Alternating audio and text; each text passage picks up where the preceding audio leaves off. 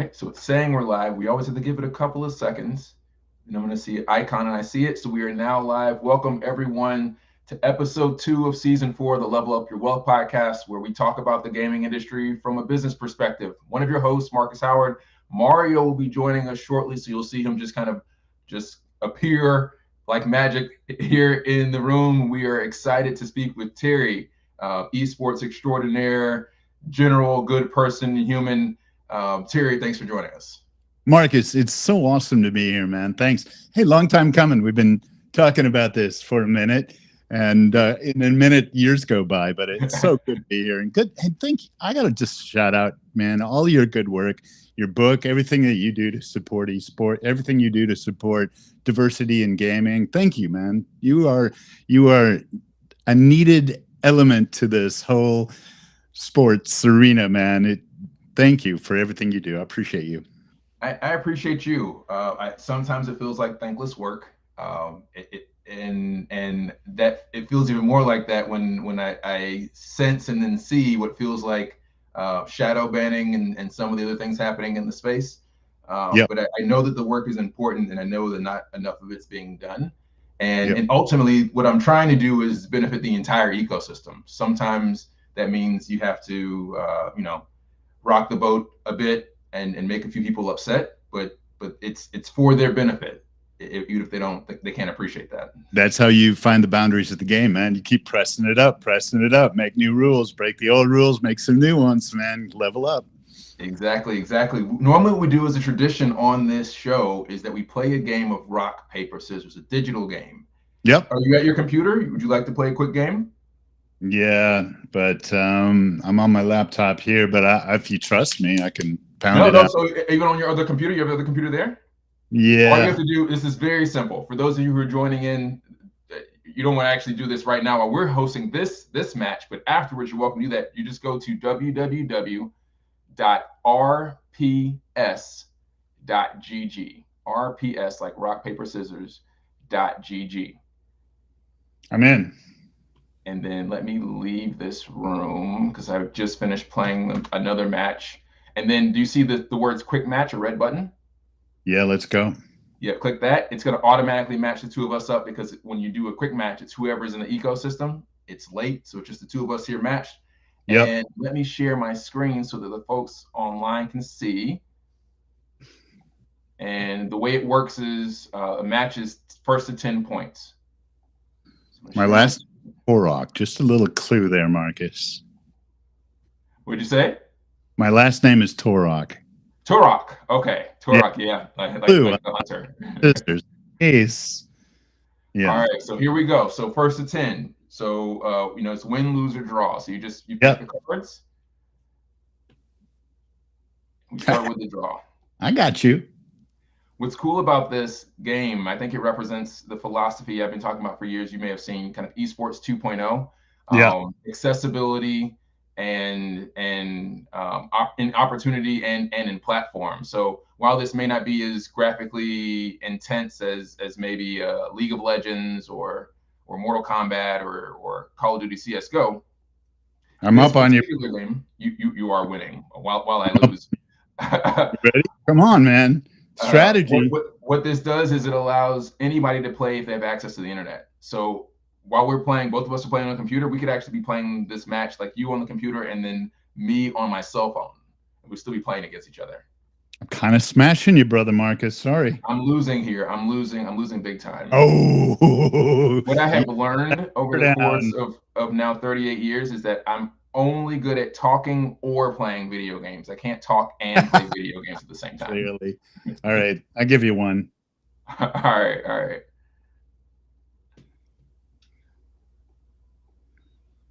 Okay, here you go. Come on. All right. Here we go.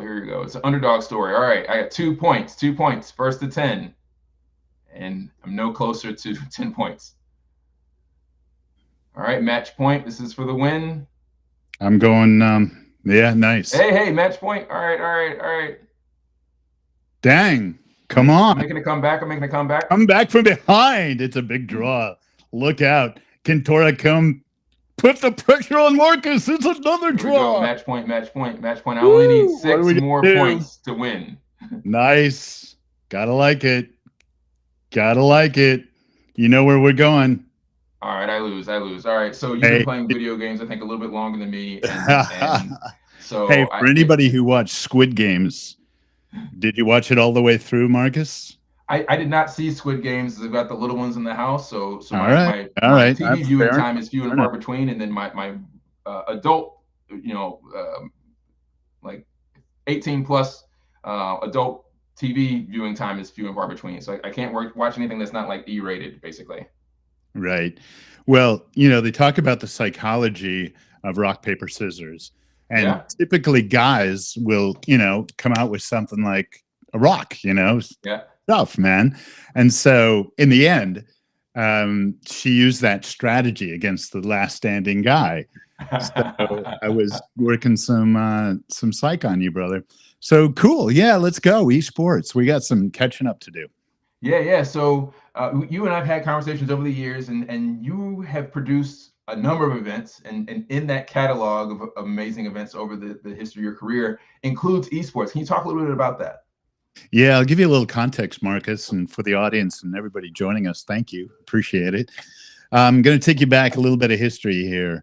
But for context, back in the 80s, I was doing a lot of tours, rock tours. I worked for MTV. We had a lot of really cool award-winning tours out there that got a lot of attention. MTV, when it was actually music television. But we had this opportunity coming up with Nintendo. And so we had a dialogue with them about how do we help socialize this gaming industry that basically took place in the basement and bedrooms, etc. And quite frankly, there was a lot of pressure on companies like Nintendo. They were the biggest in the game at the time to help socialize and to help remove some of the stigma. So we dialogued with Nintendo and created a tour for them. Now, prior to that in my life, I enjoyed lots of games way back to Atari, and I used to host, some fun games with buddies at restaurants or arcades, etc. But Nintendo World Championships was the first opportunity to really blow out and socialize and bring to an arena a sport that traditionally just took place in the bedroom, in the basement, etc. The average age was probably 12 at the time. It was just a young sport. It was booming. We had the concept, a couple of really great guys. So, nothing alone, but Jake Holman and Danny Sokoloff and others, but meeting with Nintendo and decided to bring this into an arena tour. We had 18 semi trucks. We rehearsed it first in Dallas, Texas, in 1990.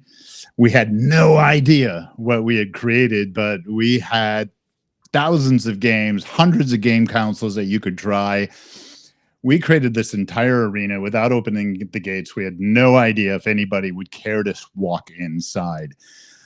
We first started and we created this massive stage, smoke and music and all this special effects, because actually watching video games was paint drying. It was just nothing, man. It was micro movement of thumbs. It was nothing, man. And the console was in front of the player, so there was nothing to see. So when we first started it, we rehearsed it. Even we were like, man, this kind of blows. This is boring. Boring. So it was just about the time when all the the C-suite from Nintendo was about to walk in. So I decided just to jump up on stage, find out about all of the players, and started talking about the players as if they were Olympic champions, really talking them up, understanding their backgrounds, talking about them as the greatest athlete ever, talking about their grades, their parents, anything I could find, because what they were playing on this big stage was a triathlon of games timed to 6 minutes and 21 seconds exactly. Mm-hmm. So those games were Mario, not Mario Kart, just good old Mario. Then it was Rad Racer before Mario Kart. So once you finished Mario, got so many points, it went to Rad Racer, and then it went to Tetris. And Tetris is where you calculated up to the millions of points, and it really called out the difference between, B-level players and the A and the A and the A plus players. And so we over cranked the narration of what we were experiencing. And because we were learning the player behavior, we would then shed that player behavior immediately to the audience. So anybody in the audience can go, oh, I don't play, but heck, 6 minutes and 21 seconds, I could give that a shot. And all the good players were like, oh, they were getting all the tips to get better and better, better. So we did a 30 city tour, Marcus, starting in Dallas, and we kind of swung by the southeastern part of the country and then up around New York and Boston. Then we zigzagged across the country, went one day from Seattle back to Miami, but we had 18 semi trucks of all kinds of equipment. As we gathered steam and went from city to city to city, this tour started to sell out to the point when we were in New York, and we had Will Smith on. We had a lot of celebrities that would come on stage, and Will Smith at the time. We actually had to give prizes away for people to leave the arena, for people to leave the Javits Center. We had these announcements like, if you leave now, you'll get a stuffed Mario in this game and that game. We had to buy people out of the arena. It was just packed. We had no idea what we had our hands on. And so as the tour continued to build steam, the other cool thing, Mark, was that we had no idea that when we would go from Tampa to South Carolina to New Jersey to New York, people would follow us. They would drive or fly. Now, we had 3 age categories at the time. It was like up to 12, then it was like 12 to 18, 18 plus, adults plus. That was it. We didn't divide by gender, anything else. It was just 3 age categories, see what we could gather. And then by the time we got to Detroit, it was a blowout. We just had a ton of people wanting to get inside and experience this game arena. And of course, if you were, you're a little kid, 12 years old, you were just looking up to all this smoke and lights and music. It was this wild rock tour, unplugged, out on the loose, going across America, known as the Nintendo World Championships. And I was about a third way into it. Yes, I was one of the show producers, but I always hosted it as well. I stood up on stage. You could YouTube and look it up. I was the guy on the mic. I was the guy, on the morning media show or the news show or whatever it was at the time. Yeah. And what's funny, I think it was in South Carolina. And we had a big Saturday night, and the crew went out, and we plussed it up that night. We had a great time. It was a lot of young crew guys. Some guys were not really into it because they were always out on rock tours, and they were like, yeah, this is lame, but whatever. But we had a big Saturday night. And so I was called to go on Sunday morning, a TV show in South Carolina. Pretty sure it was South Carolina. And I remember sitting in the green room, and I was just trying to hold myself together and wake up. And the headlines in the green room and the bumper on the TV show said, SAT scores are down, grades are tanking, parents in an uproar, Terry Tork from Nintendo World Championships up next. And I'm like, oh crap, man. So it really put me on the hot seat, but we really had a legitimate argument here. It was like, hey, let's get this out of the house. Let's socialize it. Let's involve the parents. Let's help get people to demystify and understand what's going on here. In many ways, did we create a monster? Yeah. Look, there's a lot of criticism of esports. Yeah. Too much of anything is, too much of something. Right. But somewhere, Marcus, along that tour, I started to get the idea that this is a television show. And so from city to city, I started writing a TV show. And then we had the second stage, and I started crafting this sort of game show about esports that involved the spectators. And what I realized is reaching out beyond the gamers to the spectators was the gold. And that's still true as we talk about esports in the future, right? Man, we haven't even tapped at all. There's so much potential. So by the time we did the 1990 Nintendo World Championships in Hollywood, we had a lot of celebrities there, and we flew in all the 90 winners, and it was a big deal. People were following us from city to city to city, the very first of its kind. Right. I had prepared and written a TV show, and so by the time we ended up in Hollywood, I invited a couple of TV producers, some from New York in particular, And by the time we had wrapped the Nintendo World Championships in Hollywood, I flew back to New York. We pitched it at 2 different locations. One was Nickelodeon, who kind of nodded their head and listened, but they had it in their mind to do their own. But we beat them. We beat them to the air, and we created Video Power, which was this crazy live audience game show, amazing. It was manic. It was manic. It was a little kid's dream where you could just play video games, and then you go in this mall and you get to pick out your prizes and toys. That was the beginning of going, yeah, hey, there's a there in this thing called esports.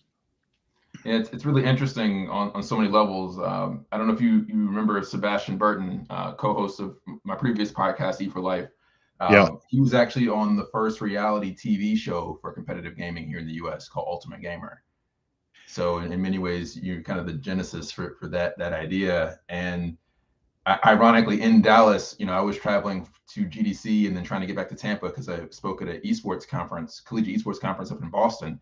I basically missed my flight because President Biden flew into the DFW airport and they wouldn't let anybody off the planes while he was in the airport. Yeah. And so Dallas will always will be permanently my memory because of that. But you're right, exactly, that the secret sauce is engage the entire community, right? Yeah. You said it yourself, you had average people off the street. If they wanted to participate, they wanted to engage, they could participate and they could engage. And then, let the chips fall where they may, right? Those who obviously spend a lot more time practicing some of these games are naturally going to, ascend through the ranks and up the leaderboard. But everybody has buy-in because everybody is involved versus let's handpick 5 people per team and everyone else watches. That's what I was saying when I was and Mario's joining us here now, but that's what I was saying when I gave my keynote at the esports conference, is that the difference between traditional sports and esports is that in traditional sports, most people in the arena, the spectators can't do the thing on stage that everyone else is doing. Those 10, 12, 50 people if it's football. But in esports, at least most at the highest levels, people who are on the stage, but why would you exclude them from the engagement opportunity? Right. 100%. Hey, Mario, I want to shout you out in a second here because I was checking out your profile and I wanted to thank you for a bunch of things, but just continuing on. When I saw that we could turn this into a TV show, then created an arena in Times Square, the first esports arena in Times Square called XS New York.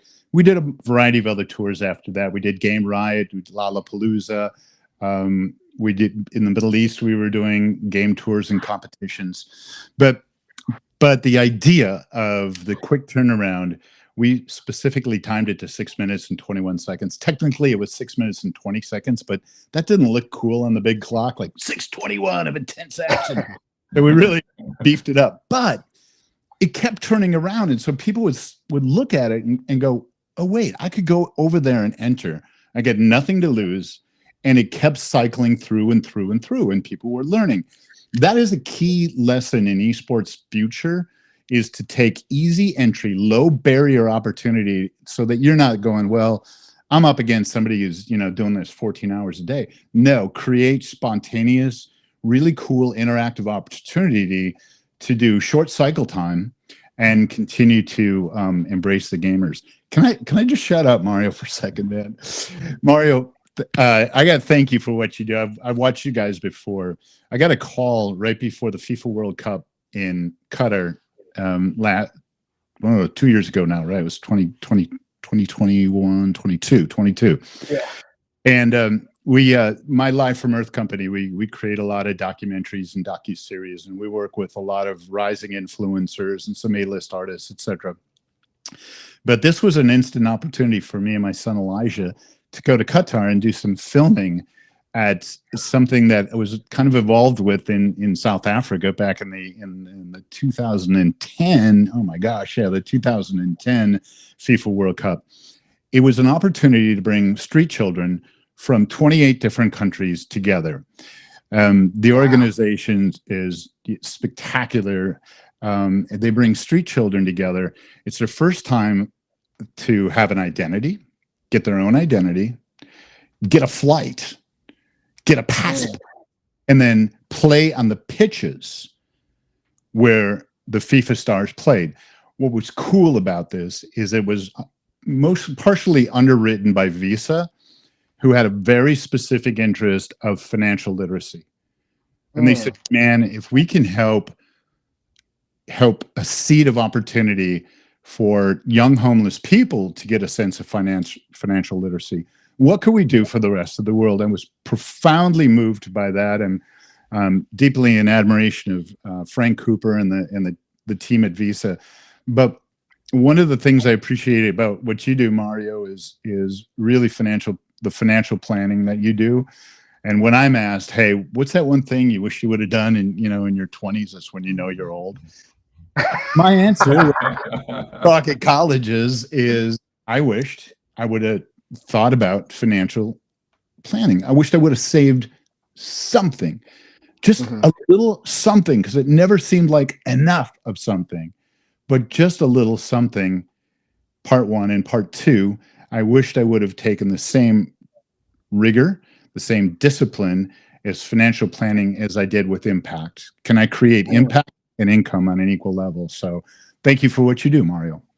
Yeah, so I have to ask, like, how was shooting at the World Cup? I mean, I'm a huge soccer fan. My team, Liverpool, won today. You'll never walk alone. Top of the Premier League. So I'm a huge soccer fan. So how was it, shooting content at the World Cup? It was bloody hot, man. I'm not gonna lie, man. I mean, I've been to Qatar before, and I did a lot of work in the Middle East, but we were in pitches that was under the baking, blazing sun. So that was thought number one. But thought number two was when you got to see kids who looked up to a television, sometimes finding a television in a village in Kenya, or when you were seeing kids that grew up on the street with a makeshift ball or something be in that arena, you got to appreciate it in a whole different light. It takes away any New York and me, and just go, come on, man, how cool is that? So for me, it was awesome. It was really awesome to see it through the eyes of young people who just look up to soccer and look up to the opportunity. And so for that, it was as good as it gets. Yeah. Yeah. And it kind of piggyback on esports. So of course, soccer is I know, of course, American football for us, but worldwide, soccer is the most watched sport. Like, do you think, because I know it's different esports leagues, do you think esports will ever have that type of viewership, even 50, 100 years from now, where like the whole world will watch one esport event? Or you think because of the different leagues, different games, it won't be like that big of a sporting event? I think it will, and there's a big if factor. We can enter as a soccer fan without ever playing. We can appreciate the sport. We can appreciate the discipline and the athleticism. And especially in the US, the American announcers and the NFL, they'll help you through any game. Soccer's a little different worldwide. They kind of lean back, which is cool. I appreciate it. But I say that esports, if we turn the spotlight to the fan base, help them understand, help them demystify, help them appreciate, help them see where this same kind of discipline is the same in many ways for a soccer star. They're not going to play soccer all your life. You got a little period in time where you can be a soccer star. But what you learn in team building, what you learn in discipline, what you learn from your coach, what you learn in life lessons there sets you for life. If you can appreciate that, you're not going to play soccer all your life. I mean, you can casually, but that if factor, if we can bring that to esports in a way that demystifies and destigmatizes esports, because esports it's a vast category. There's some pretty bloody, in-depth games there, but I loved that Nintendo World Championship started with this triathlon that was timed, and I think that was a big key. I think watching esports for me now is like, there's exciting moments, but it's hard to sustain for the general audience. Right. It's a marathon. It's like calling a marathon for the most part, So I think, there's certainly games that live off of really cool Fortnite, for the most part. It's right. A sport. I think NHL, great example, So I don't know, Mario. I definitely think it's going to get close. We know that things have to blow up and then, you know, level off. Esports blew up. It's leveling off. Now it's got more of a steady, healthy growth. I feel very strong about anybody who wants to have a future in esports. Think about it as a portfolio plan that says you can gamify all kinds of things in life. If you can take away the gamification piece, and I think about this like this, I was like, I get to speak at a lot of colleges around the world, but I'm like, would you rather sit in class or play a game? Would you rather do most anything? But, you know, like it just, if gaming is competing with learning, it's not the gaming that's wrong, it's learning that's wrong. It's like, come on, man. Like, take that game, take gamification, pop it into your learning, make it exciting, make it compelling, make it rewarding. We have got a lot to gamify. So I'd say to any young person that want to get into esports, break the rule and think about what needs to be gamified. Like, if you're stuck somewhere in a line, if you don't want to study, you don't want to do all these things, think about how you can gamify it. And if we go from there, that's a different mindset than being trying to be a player. I always think of it this way: is like, if you're consuming content more than you're creating it, you should ask yourself about that. And if you're consuming twice as much content as you're creating, you should think about that. If 3 times, you probably should rethink. So the opportunity to create content is pretty cool. Yeah. So everybody joining, again, Terry helped co-produce the Nintendo World Championship, one of the first esports, nationwide tournaments in the country, if not the world, in the 80s. If you have any questions for him, 80s and 90s, if you have any questions for him, please let us know in the chat. He's here to answer questions, as is Mario on the business and financial literacy side. Mario, he told a crazy story about everything he's been working on the last couple decades. The question I usually, like, dude, you're still alive? it was a couple of guys that were doing a documentary, and they're like, hey, we're trying to find the genesis of esports, and we think you're it.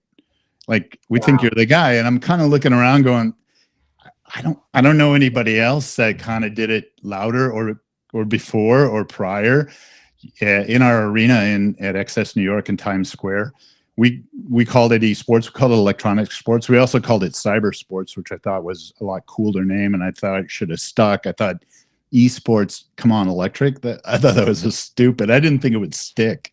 So esports is like, all right. I don't know anybody uttered it before that. We called it out in a New York Times article, a significant article, but not that it's important. But at some point, it's kind of fun to go, what was the start of all this? Where did it begin? And I mean, if somebody knows somebody else that did it, cool, good for them. I don't know anybody but us, man. So sorry, parents. Yeah. So I have a question, so Terry. So when you first started, like, what was the biggest gaming competition? Was it Sega? And like, what type of esports interactive games did they have, or did they have any at all? Yeah, it was all at that point. It was Nintendo had a really strong hold. Sega started creeping up in 1991, and they just, by marketing, they were cooler. They weren't bigger, but they were Sega. They knew the mindset of the gamer. Nintendo was, playing it safe, and so Sega had a crack, a way in there, man. So Sonic, and I actually worked on a lot of animations. I worked on the first Sonic cartoon. And in our show, our TV show, Video Power, it aired daily for 4 years. And I remember, because at the end of every episode, we would say, hey, if you want to be on the show, because live audience, live competition, write to us. Well, we were on every English speaking country basically in the world in the daily show. And we had put 110 episodes in the can before we aired, from that March to September. And by the time October rolled around, our office was just filled with letters from everywhere, like from South Africa, maybe even in particular South Africa, by the way, it's just top of mind. But it was really phenomenal to go, oh, wow, there's a there. But a lot of us at the time, me in particular, Didn't like going, hey, I'm going to dig in and stay in esports. I didn't do it. It was kind of like, this was cool. Did a TV show, opened up an arena, did a couple of other tours, moved on and did some other stuff. I spent a lot of time traveling and working with college students. So I kind of disappeared from the scene for the most part for a long time, up until just recently when people started like last year. I went to my first retro gaming convention, and I walked in. There's like 5,000 people, and my first comment was like, "Oh my god, these Yeah. people are together. They Yeah. come together. I can't believe it." And I Yeah. was talking to the show producers, and they're like, "You've really been out of it, haven't you?" I go, "Yeah, I've clearly been out of it." And they were so kind. They had a big banner with my name there and a place to sign autographs. I'm like, who's going to remember me? So it's cool. I appreciate looking back, but I really see the future of the sport, and I'm very engaged in helping Games for Change level out opportunities where we can help social stigmas, we can help mental health. Working on a game right now with a great partner of mine, Sam Sokol, and we created a game called Gratitude, and it's if you want to rock paper scissors, I'll take you guys on, but it's on purpose. It's very low tech. It's a time space cube and a continuum of cards. Product placement, but it'll be in stores everywhere starting this fall. And we've partnered with all kinds of great authors. Dr. Deepak Chopra is the first one, and it was just on purpose. Yes, we're going to take it to mobile and online and such, but the idea was like, hey, we might have lost touch with some easy, great conversations like the kind that Mario and Marcus, you guys host here. And sometimes we just lose opportunity to ask ourselves those kind of key questions. So if you're up for a draw, Mario, I'll let you go first. Okay. All right. All right. Yeah. All right. All right. Here we go. I mean, you didn't witness the slaughtering of rock, paper, scissors, and I lost big time. I had to give, dude. I had to give Marcus a little bit of breathing room, man. It was brutal, brutal, brutal, brutal. All right, I'm going to roll these time space dice, and Okay. on the time space dice, there's where are we? There's all kinds of anger, guilt, desire, love, gratitude, and then the time dice has got sometimes, never, always, future. So Mario, what I wrote for you, it's called Guilt Past. Okay, sorry, Guilt past. Okay. Guilt in the past, and Okay. I'm gonna run my finger across the card, and you stop me. All right. Stop. Okay, right there. Pull that card. All right, cool. All right, guilt past.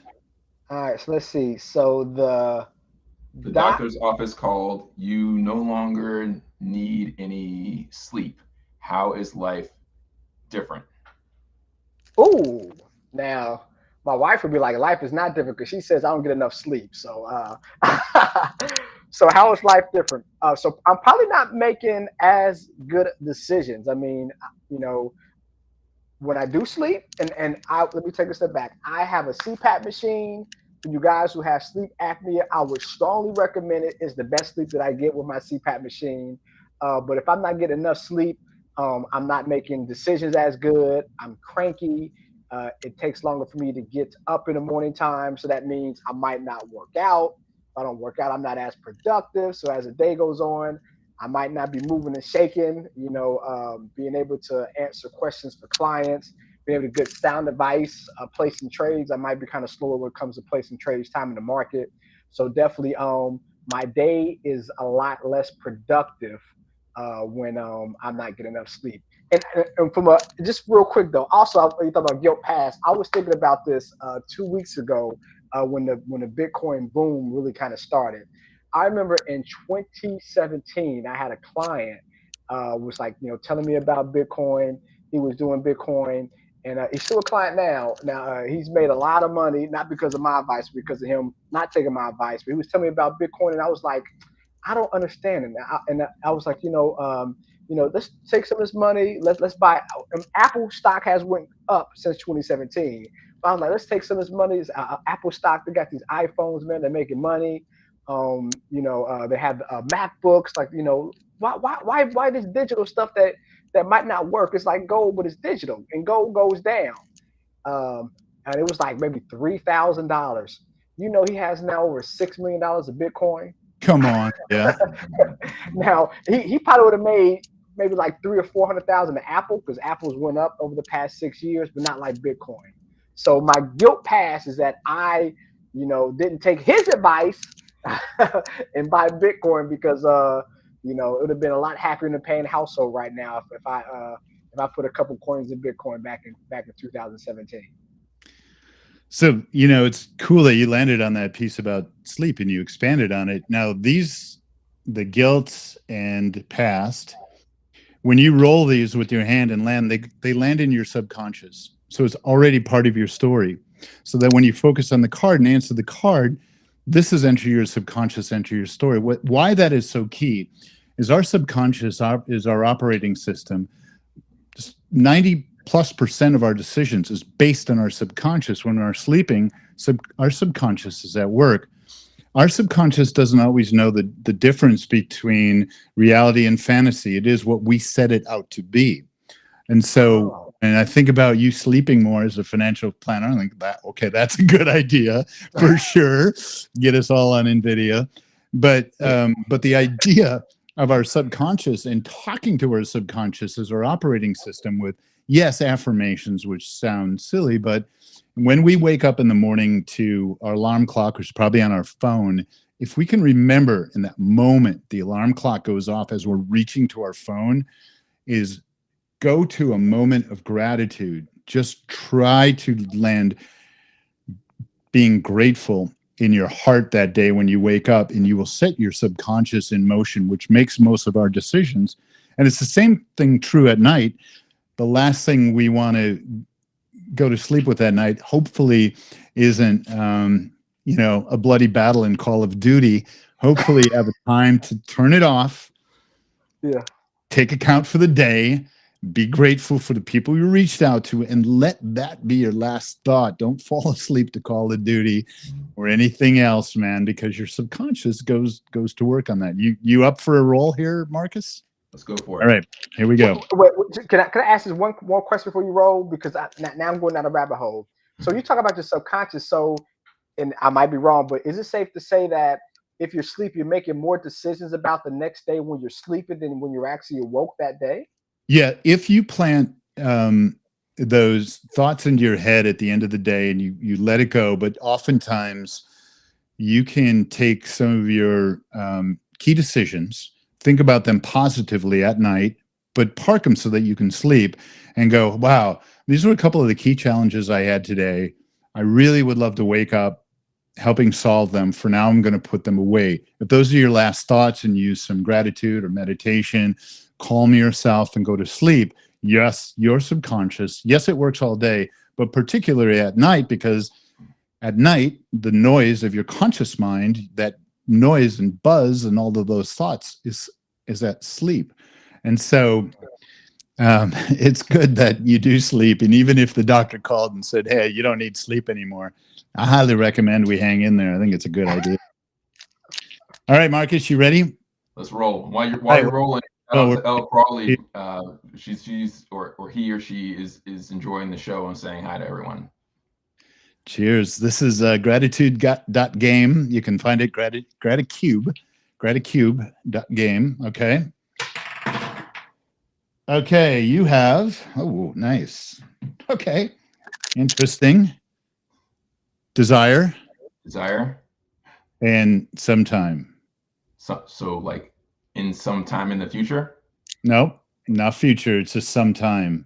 Desire. Some time for desire. So desire sometime has entered your subconscious. Okay. Mario, this is going to be good, man. You're going to get some stuff out of Marcus right now. Yeah, I know. I like this. Ooh.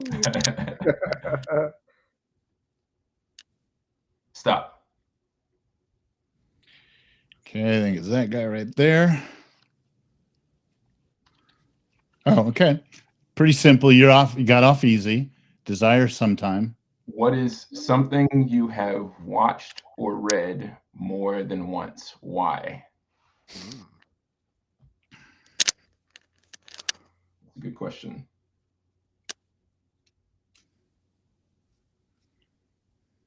You're gonna have to I think of watch gaming thought. cartoons a lot. I recently watched the new. I don't know if you've seen, and we've been talking about this since the last couple of episodes. X-Men has been rebooted on Disney Plus. They're not paying me for this, but the show is just so doggone good. I have to give them a shout out.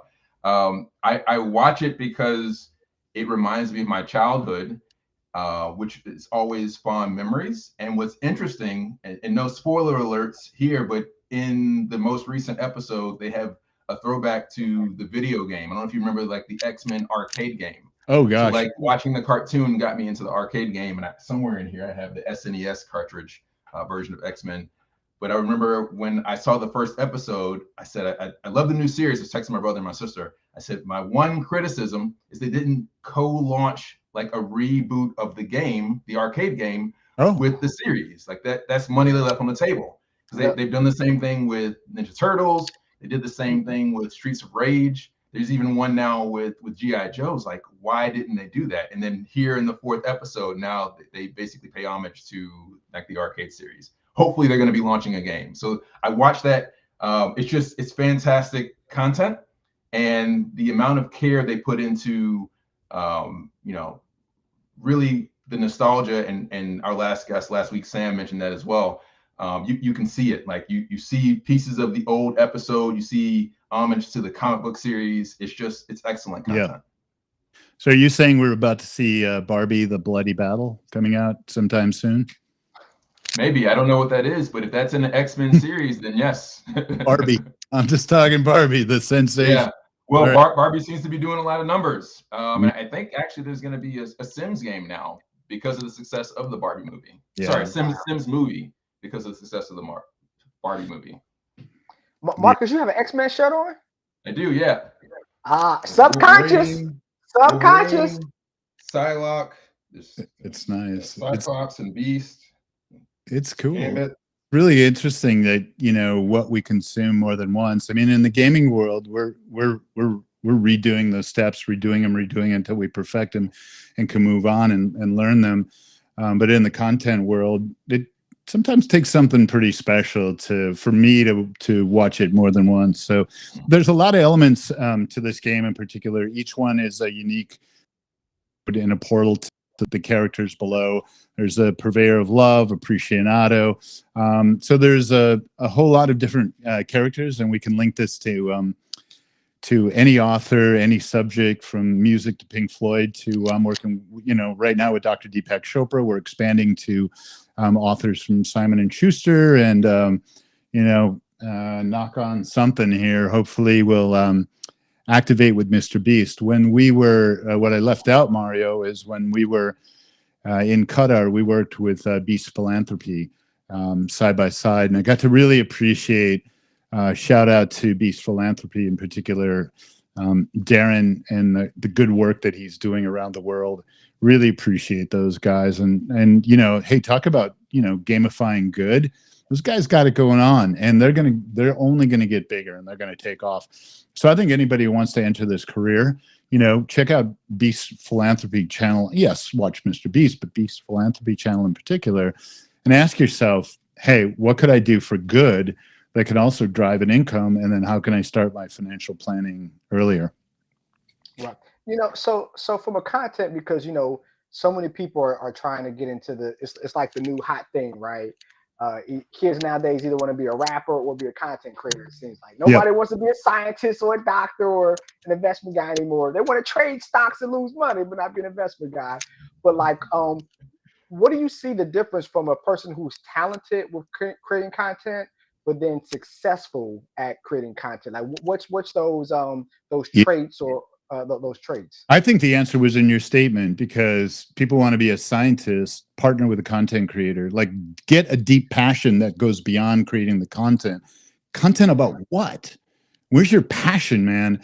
And if you can fire up passion on purpose, then it's really passion, performance, purpose.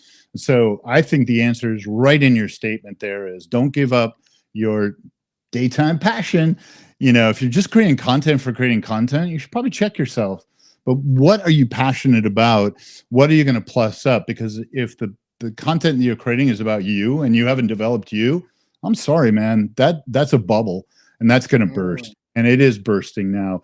But for those people who become passionate about whatever whatever it is, personal life coaching, if it's mental health, if it's science, it's swimming with sharks, whatever it is, if you're not that content creator, it's cool, but that's a great time to partner with a great content creator. And I just love to see more content that's very specific, passion driven, so that we can learn.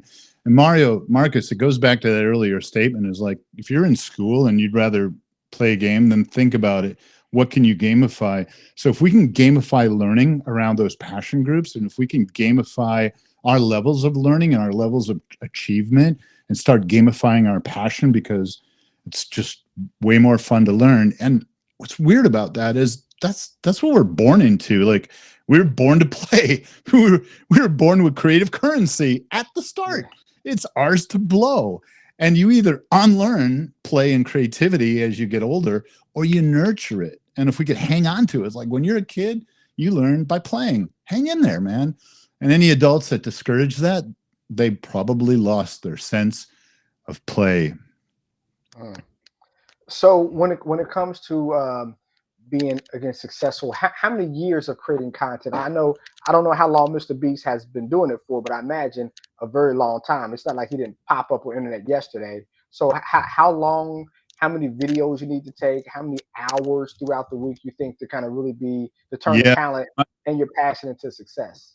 Yeah, in my mind, Mr. Beast is recent, but it isn't. He methodically and consistently, with intense discipline, like intense discipline and focus, said he was going to make consistent content. Now, I think, there's other content creators that might have the mindset to create. They might set out and go, hey, I'm going to create content every day. But if it's everyday junk and it feels like factory work, forget it. Figure out what your consistency is. And if your consistency is a sprint, meaning that, hey, I can create 5 pieces of content in a day and take a week off and go live and go experience and then have more to convert. So I think people who overcrank the idea of like, I'm going to turn out a piece every day, some mantra is like, yeah, you got to turn out a piece every day. If it's garbage, come on, man. Don't do it, create, so quality content consistently. And I think Mr. Beast really kind of, stuck. He knew what he wanted to achieve. He's tackling some very interesting barriers right now. Mr. Beast's audience, he grew that 12-year-old at high school, and he grows older. How do you continue to grow that younger audience, and how do you continue to grab an older audience? That's a really interesting space and place he's in right now, because of his ambition and wanting to be the #1 YouTuber by far.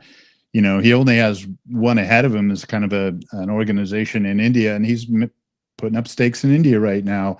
But I think, just to answer your question, Mario, I just think some level of discipline. And I think about the difference between motivation and discipline. Motivation is cool, comes in spurts. But with discipline, like financial planning, you set a goal and you're like, all right, maybe I failed my goal today. Maybe I failed my goal tomorrow. So what? Shake yourself off, get some sleep, Mario, get some sleep. Re-energize yourself and keep working, so the roller coaster ride is steadily going up and up and up and up. And so I think the people who discipline themselves and say, I'm going to put a piece of content out every day, whatever, and it's crap, I'm sorry. Yeah, go for it. But that starts to smell like factory work and your content's starting to get thin. But, I just passion, performance, purpose. If you can live in those boundaries, go nuts, have a ball, have some fun. I always think, like, some people get overcranked by passion, but if we're not having fun on this planet, like, what are we doing here?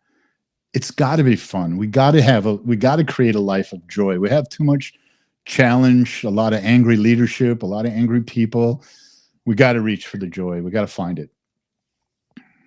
Did you think kind of sorry about go ahead, Marcus? So Terry, I know we talked earlier. You said you've got a hard stop at 10, so I wanted to respect your time. We may have to bring you back for a second episode because there's so much more for us to discuss. But Mario didn't want to interrupt you. Just wanted to make sure he was mindful of his time because he was living in the passion and forgetting the rest of it. Do a little bit of encore, but man, I'd be honored to come back. I love what you guys do. I love your energy. Let me just say, thank you. Yeah. So my last question. So when you first started in the 80s, where did you envision esports today, and has it hit your expectations, missed your expectations, or exceeded your expectations? Yeah, the short answer is I didn't. It was just the thing I was doing, and I was ready to do the next thing. And whether it was creating content, whether it was traveling the continent of Africa, the Middle East, or doing doing rock tours or some other stuff. Once we kind of did that, it was like, check, done, cool. Hey, it's cool. It may or may not take off. I think, I was asked to consult at the Luxor in Vegas. And I remember going there and I'm like, I actually didn't think that they really understood it. I appreciate they invested in it, but I don't think they got it. And I didn't want to do it. I didn't want to give away my stuff. I still see a future in esports. I'd love to. I'm re-energized right now because I've been out of it. But my short answer is I didn't think about it at all. I didn't think about the future. I just thought about, let's do something else that was cool and fun. But we definitely could see where a lot of people could come, and it could be really boring. It could be misguided. It could be a bloodbath. It could be all kinds of bad things. It can all be great things too. It's just like anything. It has so much influence on us that it's up to us to see the good, make the good, create the good, and help the good come out. I have two sons. One's a gamer. He's also a great content creator, Elijah Genesis Torok. And his older brother is Justice Torok. And Justice is, he is on the low end of the autistic spectrum. He is apraxic, ataxic. He has about 50 words to his repertoire.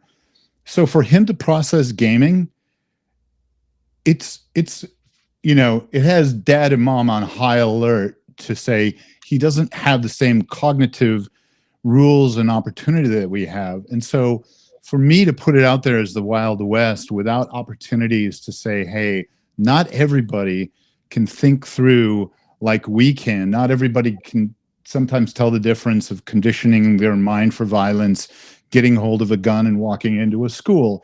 We as society, we got stuff to do. We don't have to overcrank eat your vegetables, but we're the guys in esports that can say, hey, let's us look out for this. We got this. It still can be fun, but we have cool ways of being responsible without over cranking the rules. I think you guys probably would agree. Yeah. That's awesome. Well, definitely, there's so much more for us to discuss on the next episode. Again, want to be super respectful of your time. We appreciate all the insights and the history lesson. We talk about the even though the first official esports tournament was at Stanford in 1972, like the culture of esports started in the urban communities. It started like you said in the 80s, like with everyone having access to it. And so I'd love to see in the future we return back to the urban communities. We return back to everyone having access to it, so that it's a casually competitive environment where everyone can participate, everyone can win, the teams can win, the sponsors can win, the ecosystem is sustainable. Before you go, please let us know where we can support you and the work that you're doing and find you online. Oh, thank you, man. Well, Gratacube.game is one place that you can support. It's a not-for-profit game. It'll be in stores everywhere, but you can get it right now on Amazon, Gratacube.game. My site is, I restarted my agency as the Creative Intelligence Agency. Just a couple of years ago, I decided to fire up my agency again. But I noticed that the CIA had a lot of the URLs wrapped up, the little guys outside of DC. But I found a sweet little URL called The Real CIA CIA.com. Oh. So still under the radar. They haven't shut it down. TheRealCIA.com. I'd love to come back and talk about the 1972 start of esports. So we got something to talk about. You need a little rock, paper, scissors comeback revenge. So we got good reason. Mario is our resident rock, paper, scissors champion. I just work on the ecosystem. I'm just not really good at competitive gaming. Yeah. Hey, thanks for what both you guys do. You guys are super guys, and man, keep rocking the world. Appreciate you. Thank you. Yeah, Mario, thank where you. can everybody find you and support you? Yeah, social media at Painful Profits. Profits can be painful, but if we make money, we're happy. So at Painful Profits. Excellent, excellent. And then we'll be back next Thursday with another episode, 9 p.m. Eastern Standard Time. Thank you all for your continued support of season 4. And we will see you next week. Have a great weekend. Peace.